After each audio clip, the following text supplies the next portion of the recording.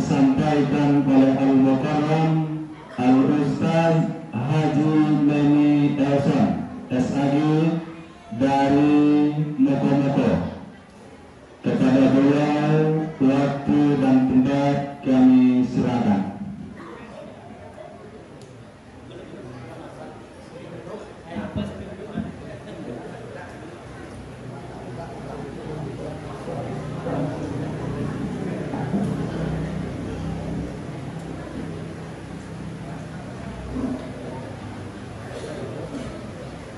Bandung dulu baru Jakarta, senyum dulu baru kita buka. Setuju? Karena aku bawa acara tadi kan pakai pantun. Assalamualaikum warahmatullahi wabarakatuh.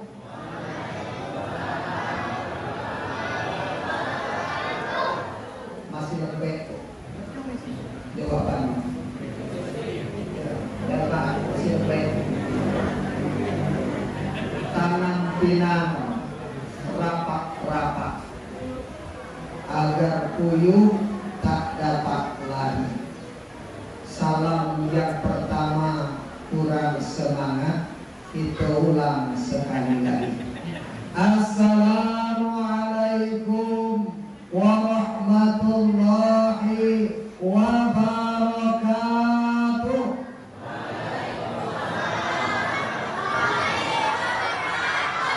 Jamaah masih ingat ibu sama ustaz itu? Selalu sehat guru-guru kita. Alhamdulillahilladzi wa kafa, wassalatu wassalamu ala sayyidina Muhammadin Mustafa wa ala alihi wa ashabihi ahli sidqi wa wafa. Ashhadu an la ilaha illallah wahdahu la syarika wa ashhadu anna Muhammadan abduhu wa rasuluhu la nabiyya ba'da. Allahumma arinal haqqa haqqan warzuqna ittiba' wa arinal batila batilan warzuqna ijtinab. Qala Allah ta'ala fil Qur'anil Karim, Bismillahirrahmanirrahim. Subhanallazi asra bi'abdihi laylan minal masjidil haram ilal masjidil aqsa alladzi barakna hawlahu linuriyahu min ayatina innahu huwas samiul basir. Summa qala Allah ta'ala fil Qur'anil Karim, Bismillahirrahmanirrahim. Ya ayyuhalladzina amanu taqullaha wal tanzur nafsum ma qaddamat lighad wattaqullaha innallaha khabirum bima ta'malun. Wa la takunu kalladzina nasullaha fa ansahum anfusahum ulaika humul fasiqun. Summa qala Allah aqimis shalah inna sholatan tanha 'anil fahsya'i wal munkar. Shadaqallahul azim. Yang sama-sama kita hormati Bapak Pengurus Musalla Nurul Hidayah beserta jajarannya, yang sama-sama kita muliakan para alim, para ulama, tokoh masyarakat, cerdik pandai yang hadir, yang kami muliakan juga ibu-ibu majelis taklim, kemudian para remaja, anak-anak sekalian yang insya Allah dirahmati Allah Subhanahu wa ta'ala. Pertama, mari senantiasa kita mengucapkan panjatkan puji syukur kehadirat Allah Subhanahu wa Ta'ala. Malam hari ini Allah izinkan kita bersama-sama berkumpul di musala yang sangat cantik dan indah ini. Itu nampaknya kecil, tapi cantik. Daripada gedang, tidak elok, tak kena kecil cantik. Bahasa buku-buku aku kecil-kecil racih. Yo, apa? Ya. Berkumpulnya kita bersama di malam hari ini adalah dalam rangka memperingati peringatan Isra wal Mi'raj Nabi Muhammad sallallahu alaihi wasallam 1444 Hijriah 2023 Masehi. Saya yakin percaya hampir setiap tahun Bapak Ibu memperingati peringatan ini. Iya Pak. Iya Bapak. Tiap tahun kita memperingati. Bu, iya Bu. Ibu. Kan udah ibu lagi juga. Hampir setiap tahun kita peringati ini. Kenapa? Dalam rangka mengingat kembali peristiwa yang sangat mahadahsyat. Kata pengetahuan Bapak, lalamu dak kaladang tinggi lukuk jo ilana. Lalamu kacing dak diundang yo banyak alaindang. Oh, aku diundang nih, supaya jangan diundang. Adalah diundang yo kawan. Selawat dan salam semoga senantiasa tercurahkan kepada junjungan besar kita Nabi Muhammad sallallahu alaihi wasallam, dengan senantiasa kita mengucapkan Allahumma shalli ala Muhammad wa ala ali Muhammad. Insyaallah dengan selalu kita bersalawat kita akan mendapatkan syafaat di yaumil akhir kelak. Amin ya rabbal alamin. Bro, jam telah menunjukkan pukul 12 kurang 3 jam. Jam 12 kurang 3 jam. Ibu syukur nak panjang kurang pendek kau. Nah, panjang tak. Pelatih tak pula ustaz kalau panjang. Jadi kira-kira nyolak Pak, dikode-kode sedikit Pak. Kalau kira-kira lalita, Bapak batuk-batuk beruk. Jadi Kak, ngerti Pak Ustaz, ngerti. Bapak Ibu hadirin jamaah yang dirahmati Allah Subhanahu wa Ta'ala. Peristiwa Isra wal Mi'raj ini adalah peristiwa yang maha dahsyat, yang selalu kita peringati dalam rangka mengenang kembali kejadian yang luar biasa yang terjadi pada baginda Rasul Muhammad sallallahu alaihi wasallam. Maka sebelum kita jauh ke dalam langkah, kita tengok dulu apa itu Isra. Setuju Pak? Isra itu Pak artinya berjalan malam. Kalau seandainya Bapak turun rumah malam-malam sudah isabu, berarti Bapak itu lagi Isra.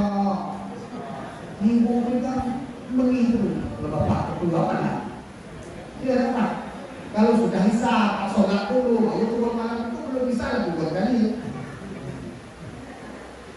Peristiwa Isra Mi'raj Nabi Muhammad itu dijelaskan perjalanan malam yang terjadi pada diri baginda Rasul, di mana perjalanan tadi dimulai dari selesai Nabi Muhammad sholat isya dan kembali sebelum subuh. Itulah Bapak subuh lain malam-malam ke isya nanti subuh itu sok. Jangan begini. Ditumbungnya kayu atau dicuci ditunggu yang kedua. Jadi kalau kita lihat dari ayat yang disampaikan surat Al-Isra ayat 1 tadi, Subhanallazi asra bi 'abdihi lailan minal masjidil haram ila al-masjidil aqsa.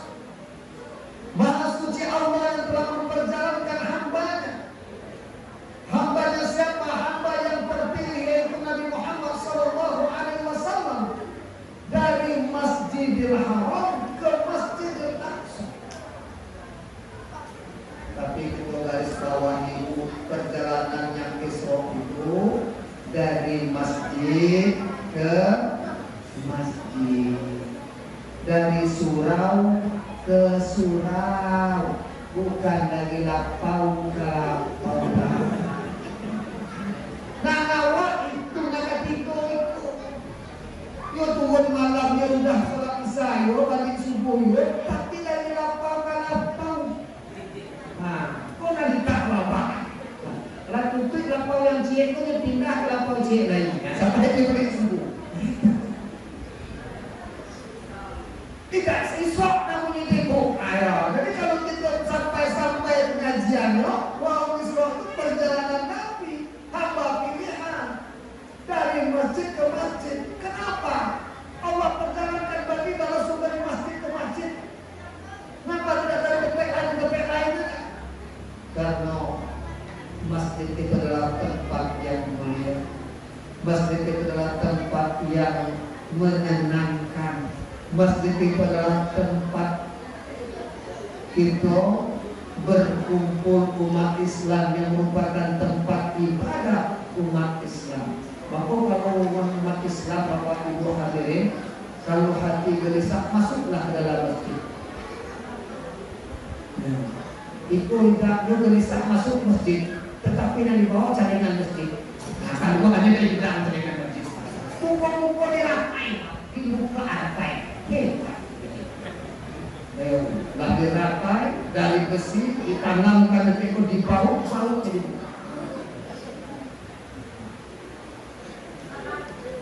Masjid ini adalah tempat ibadah. Sekarang begitu banyak di ruko-ruko ini, Bapak Ibu hadirin membangun masjid dengan berbentuk yang sangat mewah. Oh, Bapak tengok. Dulu pakai PHN, inilah banyak pakai di PHN lain. Pakai AC. Jadi banyak sekarang masjid pakai AC. Kawan masuk cuma untuk tidur, nanti dingin biasanya. Yang apalagi di bulan puasa. Masuk kawan ke masjid, masjid. Ya bukan sholat masuk masjid, mendinginkan diri di dalam masjid. Memang betul kecil Ustaz memberikan sholat. Kalau kita panik masuk masjid pasti dingin. Ini masjid dingin ada.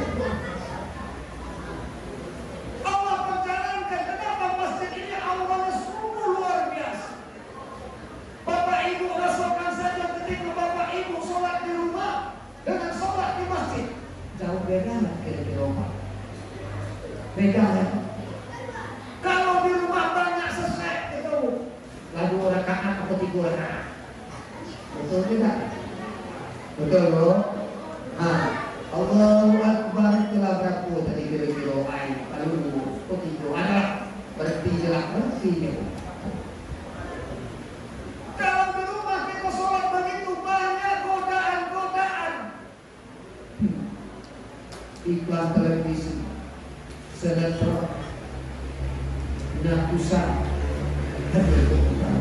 nah, pas waktu maghrib itu pertama kawan aku duduk nonton nakusan India, kuch sahe, makin ditonton makin malihin.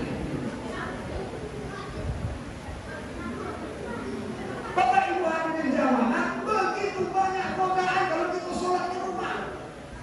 Allahu Akbar, ibu sedang sholat, bapak lah berteriak, oh anak terlalu di jalan. Astagfirullah, sholat di jalan. Bu, anak sholat terpecah kecil. Alah mulai lain ibu ketegak. Tidak jadi sholat, tidak bu. Kadang-kadang kita sholat begitu banyak godaan, sedang khusyuk sholat, kawan assalamualaikum dari luar.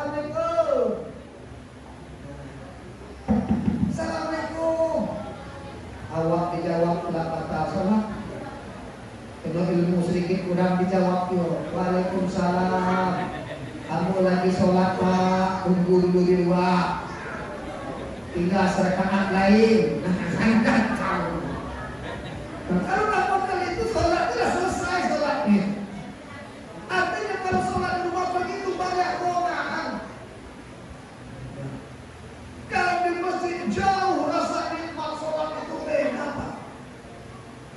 luar biasa nikmatnya kalau sholat di masjid.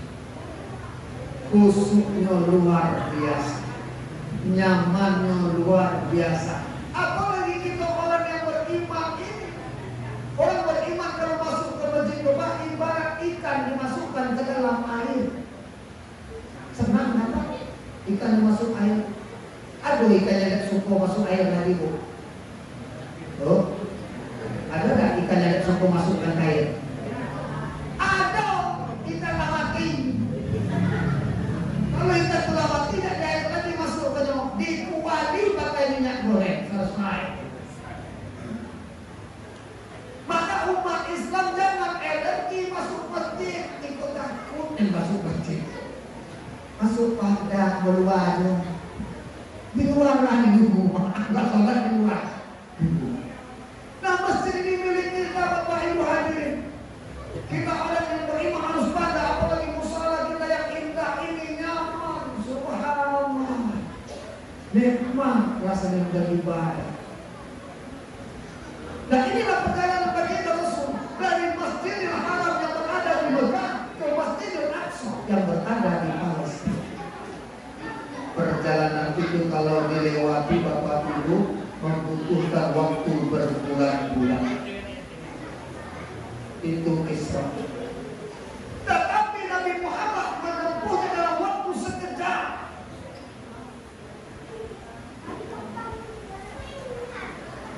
Siapa yang memperjalankan Nabi Muhammad pada saat itu? Bukan berjalan sendiri, tapi Nabi Muhammad menaiki suatu kendaraan yang disebut dengan buruk. Kecepatannya bagaikan kecepatan kilat. Sama sekarang Bapak Ibu kita berarti haji. Dulu, berangkat ke dalam pokok bisa hilang supaya ini. Lalu kawan baru ini Pak. Kadang anak ini boleh haji. Lalu bulan-bulan, 3 bulan itu paling cepet dulu. 3 bulan perjalanan. Jadi melepaskan orang berangkat haji itu sama dengan melepaskan orang meninggal dunia. Bertangisan seluruh. Karena itu harapan balik itu memang agak jauh. Jadi memang diikhlaskan ya. Sekarang 8 jam terus sampai di Mekah. 8 jam sama betul lagi ke dulu. Itu baru ngantar berarti di Padang. Jamaah haji itu sampai di Bogor, itu sampai di Mekah. Subhanallah. Kecepatan kan tadi lagi bukan di berjalan sendiri. Sama dengan semut berkata kepada teman semutmu, malam tadi aku kayak membunuh, pagi kalau mulai tubus boleh. Apa kata teman semutmu? Aida percaya. Apa nih? Ibaratnya bohong, berdusta. Apa kata semutnya? Benar, saya sampai ke Bengkulu. Kalau kamu sampai Bengkulu, sebutkan apa aja yang berada di Bengkulu. Pakai panjang. Kebetulan betul lewat kerja. Aku lagi ada BT malah belum. Aku lagi ada simpang gambar patung sedang jahit. Tentang Fatmawati ya Pak. Ya gambar Fatmawati lengkap. Berarti kamu ke Bengkulu mau? Iya. Kalau dalam pikiran kita Bapak Ibu tidak mungkin sebut sampai Bengkulu jalan kaki. Dari si pintu itu itu selamat. Lewat Bapak itu nanti belum tentu selamat sebelum sampai ke pintu kan cukup pintu ya. Belum tentu selamat. Tapi bagaimana semut yang satu tadi naik ke kopiah Pak Ustaz. Pak Ustaz letak kopi kemudian naiklah semut dipasang Pak Ustaz berangkat dulu. Sampai dulu itu umur berat. Pak Ustaz lewat pajak-pajak itu lewat keluar lingkungan. Nah, pakai pajak. Balik Pak Ustaz besok sampai lagi di situ. Dia letak dari rupiah itu pun sampai kawan ambil kubur. Percaya tak kejadian? Bisa nggak? Bisa. Nah peristiwa Nabi Muhammad kan seperti itu. Isra wal Mi'raj itu. Bukan Nabi Muhammad berangkat seorang jalan-jalan cek-ceknya kaki sampai situ, tidak. Diperjalankan oleh Allah. Maka di ayat itu diawali subhanallazi maha suci Allah. Jadi Allah menggunakan kekuasaan. Maka di dalam Masjidil Haram dan Masjidil Aqsa. Allah berkahi perjalanan Nabi itu. Linuriyahu min ayatina. Allah tunjukkan tanda-tanda kebesaran Allah. Allah tunjukkan ini tanda-tanda kebesaran. Bapak Ibu hadirin, itu yang disebut dengan Isra. Lalu ada namanya Mi'raj. Jadi Isra tadi perjalanan, itu Mi'raj. Mi'raj itu artinya naik. Kalau Bapak suka naik-naik, itu Mi'raj. Jangan cuma naik kami rotak. Kalau naik Bapak dari bawah itu namanya Mi'raj. Kalau dari atas ke bawah namanya apa? Turun. Naik dari turun ke atas ke bawah. Kalau dari bawah ke atas itu naik. Bahkan Ali Sufi mengatakan Mi'raj itu adalah meninggalkan bumi yang rendah naik ke langit yang tinggi. Meninggalkan maksiat naik ke amalan kebaikan. Meninggalkan keburukan naik kepada kebaikan. Naik kepada kemuliaan. Inilah yang dimaksud dengan Mi'raj. Nabi Muhammad di-Mi'rajkan. Setelah Isra kemudian dia Mi'raj. Mi'raj Nabi Muhammad ke Sidratul Muntaha terus bertemu Allah Subhanahu wa Ta'ala. Waktu bertemu Allah, Nabi sendiri, tidak ada malaikat yang mampu menemani. Dalam perjalanan tadi diperlihatkan oleh Allah Subhanahu wa Ta'ala tanda-tanda kebesaran Allah. Diperlihatkan bagaimana para malaikat dilekati. Dan amalan-amalan yang dilihat oleh Nabi Muhammad itulah amalan-amalan sholat yang kita lakukan. Yang kita lakukan amalan sholat ada rukuk sujud itu amalan-amalan para malaikat. Jadi kalau kita sholat itu berarti sama untuk mengerjakan amalan-amalan para malaikat, kemuliaan kita sama dengan kemuliaan para malaikat. Subhanallah. Sampai bertemu Allah Subhanahu wa Ta'ala, Nabi Muhammad mendapat oleh-oleh. Kalau Bapak pergi ke luar kota, biasanya ibu-ibu nanya oleh-oleh kira-kira. Nah, betul. Kira-kira ibu kok kalau Bapak pergi ke luar kota, balik kok nanya oleh-oleh. Nah, ya kok bawa kita, pasti itu tanya. Apa bawa kita? Itu nanya oleh-oleh itu. Kata pepatah hukum itu berjalan berbuah tangan. Biasanya kita berjalan itu adu buah tangan. Adu nak dibawa kali. Betul ya Pak? Perjalanan Nabi Muhammad pun mendapat oleh-oleh dari Allah Subhanahu wa Ta'ala. Aduh ibu beda suka oleh-oleh. Aduh Rita Sugiarto, aku tidak minta oleh-oleh, harta permata dan juga uang. Yang ku minta engkau pulang. Ibu, ibu tidak nyambung dengan malas. Jadi kadang-kadang ada kita yang tidak oleh itu tidak mungkin ya Bu. Ya itu laku aja. Tetapi tetap pulang membawa kesetiaan. Kalau ibu-ibu memang tidak perlu oleh Pak. Yang penting Bapak setia pulang. Dibetul oleh dibawa, kemudian dibawa adalah seorang lain pula. Mana oleh yang Bu Pak? Itu Bu dalam mobil turun mana? Mama baru oleh. Nah itu tuh. Mama baru oleh. Nah Bapak Ibu hadirin jamaah yang dirahmati Allah Subhanahu wa Ta'ala, Allah titipkan oleh-oleh kepada baginda Rasul buat kita. Apa oleh-olehnya? Sholat. Di sholat ini oleh-oleh yang luar biasa. Kenapa sholat ini begitu penting? Kenapa sholat ini begitu berharga? Sehingga langsung Nabi Muhammad SAW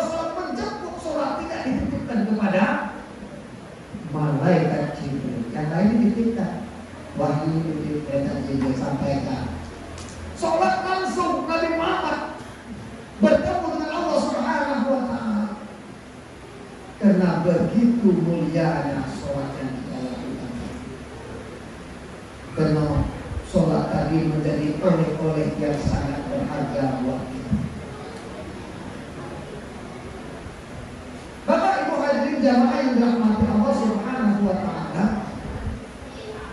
Jadi sholat ini bukan untuk Allah. Allah titipkan sholat ini, oleh-oleh ini buat kita Bapak Ibu. Bapak Ibu mau sholat mau tidak, Allah tetap mulia. Bapak Ibu sholat, Allah mulia. Bapak Ibu berhenti sholat, Allah juga tetap mulia. Tidak ada pengaruh bagi Allah Subhanahu wa Ta'ala. Karena sholat itu untuk kita. Bapak Ibu tidak sholat, kan tidak selamat siapa? Bapak Ibu.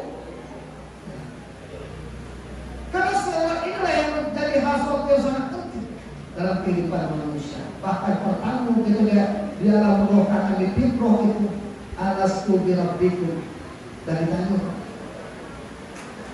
adakah engkau yakin saya Tuhan? Rabbul, ditanya Rasul begitu. Alastu bi rabbikum, apa jawab kita? Qalu bala syahidin, yakin engkau adalah Tuhan kami. Itu waktu belum lahir. Sampai di muka bumi 9 bulan keluar dalam kandungan, ketika boleh dilahirkan, lupa gitu. Aduh, Bapak Ibu yang masih ingat perjanjian dengan Allah belum? Ingat itu. Makanya setiap bayi yang lahir itu nangis, Bu. Ibunya tersenyum, bapaknya gembira, anak yang lahir menangis. Betul kan, Bu? Bahkan kalau tidak menangis, ditepuk-tepuk dan berbudan. Nangis, nangis, disuruh nangis. Lahir anak di permukaan bumi Allah. Yang pertama dilakukan Pak, Bu, kalau dia laki-laki, dengarkan suara azan. Untuk aku mengingat kembali memori itu, supaya jangan lupa. Karena waktu melahir itu mungkin banyak tekanan, aku dapat kali guys. Jadi banyak ibu-ibu tidak mau lagi operasi aja lah Pak Ustaz. Awak tenang. Ibu itu banyak tidak operasi. Pilih tanggal, hari, waktu yang cantik, tanggal cantik lah dipilih. 22 bulan 2 2022. Temui Pak Dokter Dodi. Pak, kamu nak tanggal apa? Tidak banyak tanggal apa? Ternyata belum bawa. Nak tanggal 2 bulan 2 22. Tanggal lemak ini Pak Ustaz. Dan Bapak Ibu hadirin jamaah yang dirahmati Allah Subhanahu wa Ta'ala, dengarkan bagi bayi yang baru lahir itu adalah apa yang didengarkan kalimat Allah yang pertama. Kalau dia perempuan diikromahkan, kalau dia laki-laki diazankan, maka bapak ambo, ya kalau anak kita lahir kita yang ikromahnya, kita yang mengazannya, jangan minta tolong ibu bidan. Ini mengazan ke seluruh ibu bidan boleh mengazankan. Kalau ibu bidan, sudah Pak, tolong azan sekali ibu bidan, nanti uploadnya ditambah. Nah, bingung ibu bidan. Jadi ayahnya itulah yang harus mengazan dan mengikromahkan. Ya Bu, nanti kalau bapak ikromahkan dia, ikromahkan. Nah itu dengarkan suara azan itu atau suara ikromah itu, kalimat Allah itu di rekaman yang pertama di memori anak kita. Insya Allah anak nanti menjadi anak yang soleh dan soleh. Nah Bapak Ibu hadirin jamaah yang dirahmati Allah, kita singkatkan saja. Kenapa sholat ini menjadi penting? Yang pertama, sholat ini merupakan tiang daripada agama Islam ini.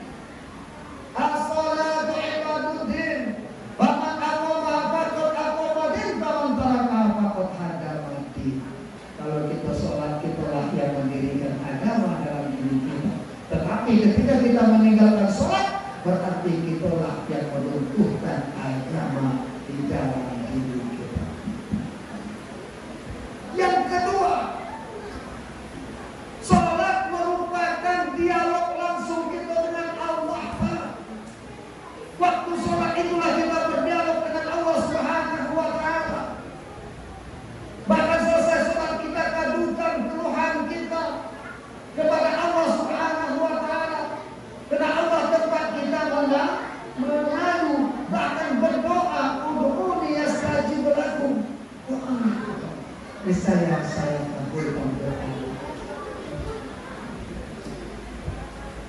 Yang ketiga,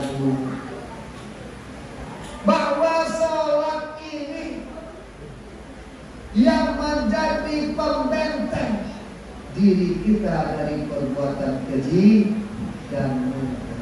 Aqimis shalah inna sholata tanha anil fahsya'i wal munkar. Yakin percaya Bapak Ibu hadirin, kalau kita sholat, insya Allah diri kita akan terbenteng dari perbuatan keji dan munkar. Jangankan yang lain-lain, kita pakai kopiah aja Pak, pakai kain sarung, itulah bisa terhindar itu dari perbuatan keji dan munkar. Ya, malu dengan kopiah Bu, malu dengan kain sarung Bu. Masa pakai sarung marahnya itu, kan itu. Kau pakai kopiah kau marahnya itu, kan malu jadi. Apalagi orang yang senantiasa sholat, yang memang hatinya terikat kepada Allah Subhanahu wa Ta'ala. 5 waktu sehari semalam dia menghadapkan wajahnya kepada Allah, dia tundukkan kepalanya di hadapan Allah Subhanahu wa Ta'ala. Insya Allah Allah jaga diri. Yang tidak percaya Allah jaga. Allah akan selamatkan kita. Maka sholat tadi menjadi penting. Bahkan sholat ini juga yang nanti akan membentengi kita dari segala bentuk pertanyaan, dari muka nanti di alam kubur. Masuk kita dalam kubur, ditutup dari hati, diinjak ke kawan, menginjak kawan setia aku Bapak, sama-sama nginjak. Dulu awak sama-sama main, akhirnya awak ada bijak, jadi tidak bukan awak. Agak kuat ke bijaknya, supaya jangan terbuka. Jauh pula dibur kita awak. Nah, Bapak Ibu hadirin jamaah yang dirahmati Allah Subhanahu wa Ta'ala, sholat akan menjadi pembenteng dari segala bentuk pertanyaan. Ma rabbuka, siapa Tuhanmu? Wah, jangan angkat takbir Allahu Akbar. Wah, jangan menghadap Allah. Jarang kita menghadapkan wajah kita ke kiblat Allah. Jarang kita sujud kepada Allah. Jarang menyebut nama Allah. Bagaimana kita mampu menjawab itu Pak? Marabbuka, Pak Ustaz, kamulah hafalkan hari ini. Hari ini kita hafal. Ketika dalam kubur bukan lisan lagi yang menjawab, tetapi amalan lagi yang akan berbuah. Maka sholat tadilah yang akan membenteng itu. Marabbuka dijabat, dibenteng oleh sholat. Sholat yang menjadi menjawab pertanyaan. Subhanallah. Sholat bahkan malaikat pun bergetar lidahnya ketika akan menanyai orang-orang yang beriman, sehingga kaku lidahnya. Dikisahkan Pak, ketika orang beriman ditanya oleh malaikat, baru nangis, tidak membuka mulutnya, tidak bisa. Nah, kaku nanti, awas bukan, apa lagi? Tidak bisa dibuka. Lapor kepada Allah, ya Allah, kenapa ini manusia satu ini ketika kami akan menanyakan tentang pertanyaan di alam kubur, kok mulut kami terkunci, tidak bisa keluar kalimat ini. Kata Allah, sudahlah, jangan banyak tanya umumnya. Jadi bagaimana ya Allah? Suruh masuk surga, buka awas suruh, biarkan dia merasakan nikmat Allah. Kenapa ya Allah? Dia hambaku yang taat, tunduk patuh di muka bumi ini, melaksanakan ibadah, selalu sujud kepadaku. Maka tentu kamu tidak akan bisa lagi menanyakan. Jadi buka saja hawa surga, biarkan dia tidur di sana bagaikan tidur malamnya pengantin. Kalau kita tahu, tidak terasa oleh pagi, saking pindahnya tidurnya. Nah, Bapak Ibu hadirin jamaah yang dirahmati Allah Subhanahu wa Ta'ala. Nah, sholat tadi menjadi benteng diri itu dari perbuatan buruk. Kemudian sholat ini menjadi penyuci diri kita, Bapak Ibu hadirin. Sholat ini diibaratkan air sungai yang mengalir, yang bening, mengalir di depan rumah kita lalu kita mandi.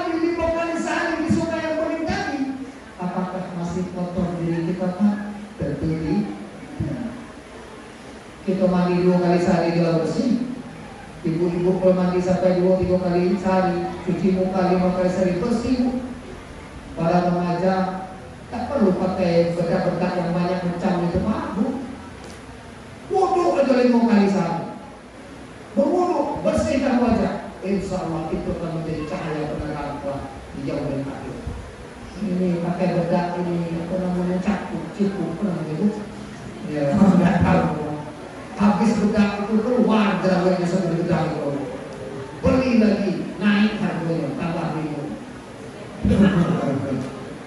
Nah, Bapak Ibu hadirin jamaah yang dirahmati Allah Subhanahu wa taala, salat tadi akan menyucikan diri kita dari segala bentuk dosa. Bahkan dikatakan oleh baginda Rasul bagaikan daun kering yang gugur dari pohonnya. Bagi orang yang datang waktu sholat, dia sucikan diri, kemudian dia sholat 5 waktu sehari semalam, maka dosanya berguguran bagaikan daun yang kering. Subhanallah. Yang terakhir, yaitu sholat merupakan senjata buat kita meraih kemenangan di dunia wal akhirah. Jadi senjata kita Bapak Ibu untuk meraih kebahagiaan dunia akhirat. Allazi khalaqal mauta wal hayata liyabluwakum ayyukum ahsanu amala. Ahsanu amala itu adalah sholat. Jadi kita sholat ini merupakan senjata untuk meraih kemenangan, sehingga kita mendapat tempat yang terbaik di sisi Allah.